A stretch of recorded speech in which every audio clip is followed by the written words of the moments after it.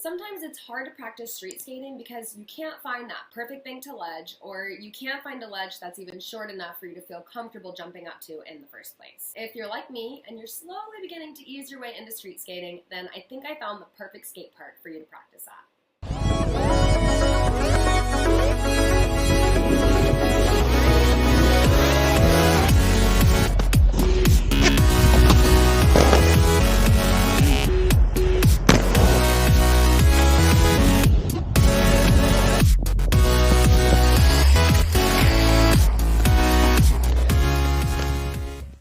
But before we get to that, if you have not subscribed to this channel, please do. I am fairly green to YouTube, so I am still figuring the ins and outs of things. I want to make content that you enjoy, that you find stimulating, and that's helpful for your growth on skates. So please drop something in the comments, subscribe to my channel, and let's move on. So before we get started on this street sesh, I want to take a minute to talk about the mindset that you should be channeling before you start skating. The only person that you should be comparing your skating to is yourself. So when we go to the skate park, it's really important to have realistic expectations that align with where you're at in your skate journey. Everyone learns at a different pace, so if you set goals for yourself that are realistic with where you're at, then you're probably going to walk away from that session feeling a lot more at peace. Okay, now that we are in the right mindset, let's move on to Foster City Skate Park. I really like Foster City Skate Park because I feel like it's really beginner friendly. Many of the features were not too tall for me to jump up to, and they were cool. Like, they looked really cool. Sometimes when you go to a skate park, some of the most gnarly or coolest skate features are just like not possible for me. They're like way too tall and I don't feel comfortable even attempting anything on them. One of the things I kind of get discouraged about when I'm street skating is like, I want to go somewhere and I want to try something, but then there's not something that is the right height for me. So I end up kind of walking away feeling like, I didn't get to learn anything. So if you're new to street skating, this park will be really fun for you, and there should be a couple of things that you will be able to try. Okay, so let's get into the features at this skate park. The first thing that sort of caught my attention was this ramp-like ledge. So the front and the back end of it were a little bit taller, and then the middle was like shorter, so kind of like a ramp or like a U shape.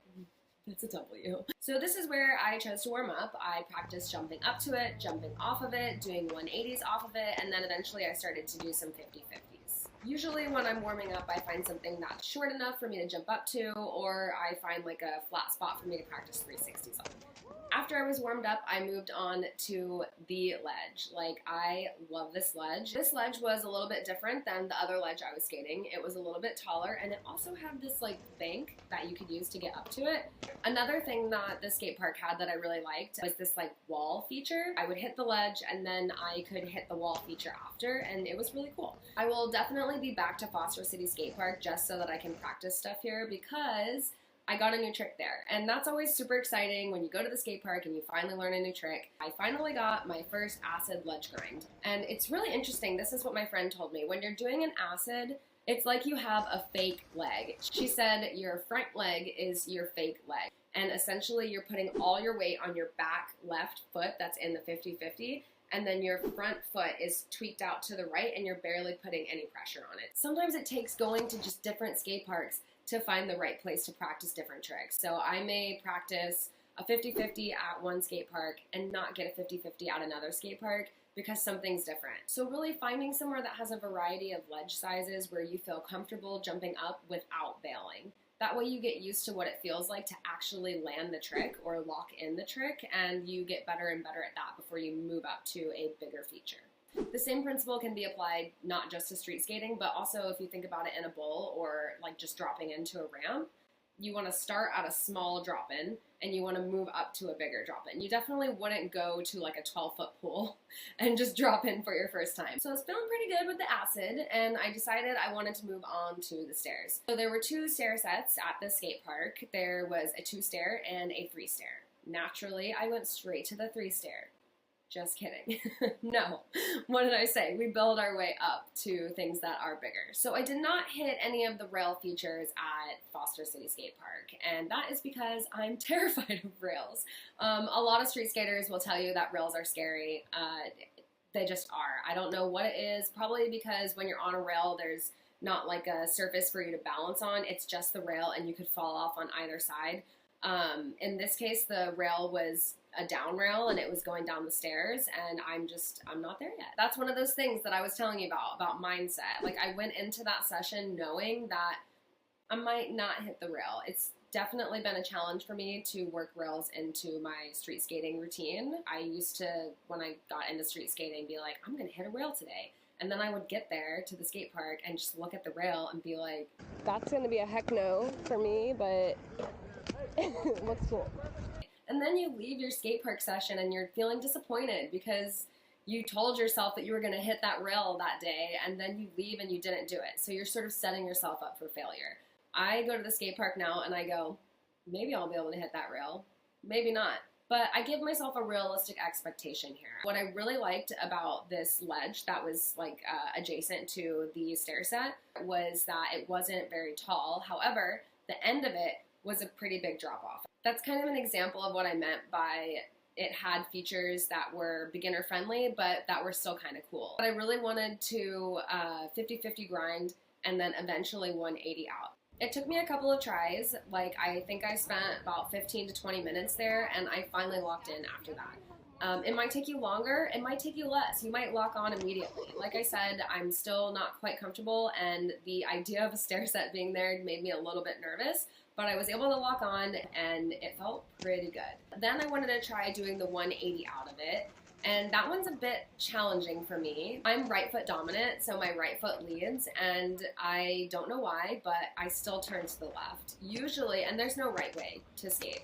but usually what you see is if someone's right foot dominant, they turn to the right, or if someone's left foot dominant, they turn to the left. But I really need to turn to the right because I want to turn away from the direction of the deck. It's taken me a lot of practice to get to where I'm at today, but I am getting a little bit more comfortable with it. I would be really curious to know if you guys have any interesting skate habits that make things a little bit harder than they need to be. Now I want to move on to the 3 stair and maybe try to 180 out. It took me probably like 15 to 20 minutes to get a solid lock on. My front foot typically will lock on, and then my back foot is sort of inward a little bit. I think that's really common. Some people have told me if you squeeze your legs together really tight, it should help get that left back foot or your right back foot, depending upon what foot you lead with. But that doesn't always work for me for some reason. So if you have any other tips, let me know. After a couple solid 50-50 grinds and solid landings, I decided I would try the 180, and I couldn't get it. But I am not too discouraged because usually the more difficult thing to do is to actually try to do it. Sometimes you will think that you're going to try a trick, but your brain just doesn't let you, and you just roll away. It happens more often than not. But anyway, I think just trying it is at least the action that I needed to do. So I attempted to 180 out. I did not land that, but I still tried it, and I'm counting that as a win. To end this session, Brent and I decided to play around with this like wave-like ledge. I have no, enlighten me. If you know what this feature is called, put it down in the comments because it was really interesting, but I've never seen something like that before. Initially, I thought I would like 50-50 it, but that was very presumptuous of me. I could hardly jump up to it. But that's what I decided to focus on, is just jumping up to it and then rolling off of it. Next time I skate here, I'll see if I can 50-50 the whole thing, but happy I was able to jump off of it. Overall, I would say that the skate park was pretty awesome. I will definitely be back to check out that ledge that I was talking about, because once you find one that works with you and you can start trying different tricks, then it's really a game changer. The skate park itself is super beginner friendly, it's not very crowded, and it has ledges that are small enough to practice new tricks. Even though the ledges are really short, regardless of what skill level you're at, if you do higher level tricks on those ledges, it's still going to look really cool. But I'd love to know what you think. Would you skate this skate park? And if you're new to street skating, what are some of the challenges you've faced so far? What do you struggle with most, or what tricks do you want to get better at? Let me know in the comments, and until next time, thanks for skating with me.